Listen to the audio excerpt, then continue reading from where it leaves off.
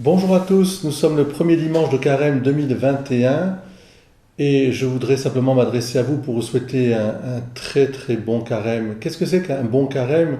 Ce n'est pas un Carême de performance où nous serons fiers de nous à la fin.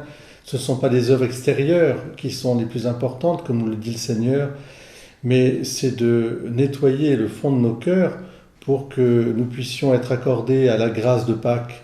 La grâce de Pâques, vous savez, c'est la mort et la résurrection du Christ qui donne sa vie pour nous, qui nous fait passer des ombres à la réalité pour que nous puissions voir comme Dieu voit que tout est bon, que tout est grand, que tout est beau, que tout est sacré, de la création tout entière et bien sûr au cœur de la création comme des serviteurs et servantes de l'humanité, les hommes et les femmes de notre temps.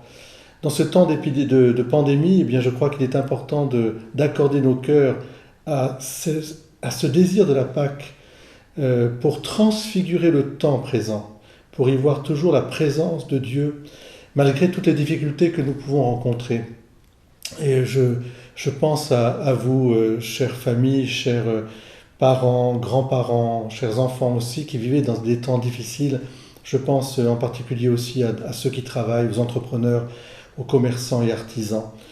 Nous avons besoin de plonger, je dirais, ce temps dans la Pâque du Seigneur, car sans lui, nous ne pouvons pas, je dirais, cheminer en ce temps difficile, sans garder l'espérance. Mais une espérance qui conduit à une charité, c'est-à-dire à un amour plus fort que tout.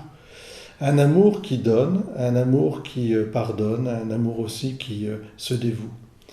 Alors c'est un temps de carême que, vous savez, habituellement on dit être un temps de joie, d'une joie de la Pâque.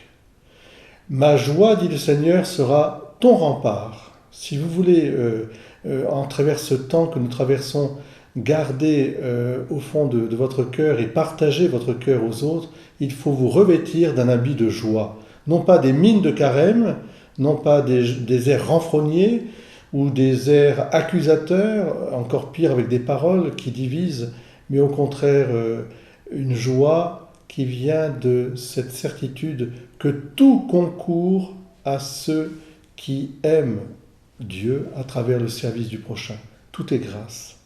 Partout il y a l'amour. Moi je vous invite en ce temps aussi à vous replonger dans la création, dans cette belle nature qui nous entoure. Ici nous avons de la chance à Carpentras, nous sommes gâtés à retrouver ce sens de la nature aussi profonde qui nous unit à Dieu, Créateur, et cette nature aussi qui est une leçon de vie, car la nature se met au service de tout l'écosystème, de toute la biosphère.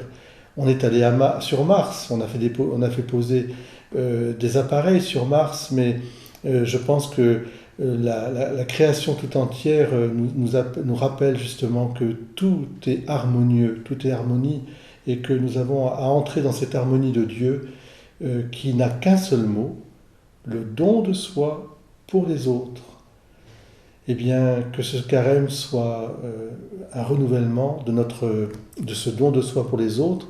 Et je vous invite en particulier vraiment à renouveler votre confiance en Jésus, à renouveler aussi votre grâce baptismale, à la protéger, cette grâce baptismale, par les sacrements de réconciliation et de pénitence, par l'Eucharistie, et aussi par toutes les bonnes œuvres qui nous seront proposées. Enfin, en ce premier dimanche de Carême, j'ai une pensée pour tous les catéchumènes qui s'orientent vers la Pâque. Nous avons une petite inquiétude, mais nous la déposons au pied de Jésus. Est-ce que nous pourrons fêter la vigile de Pâques? C'est-à-dire, est-ce que nous aurons l'autorisation de veiller avec le Christ?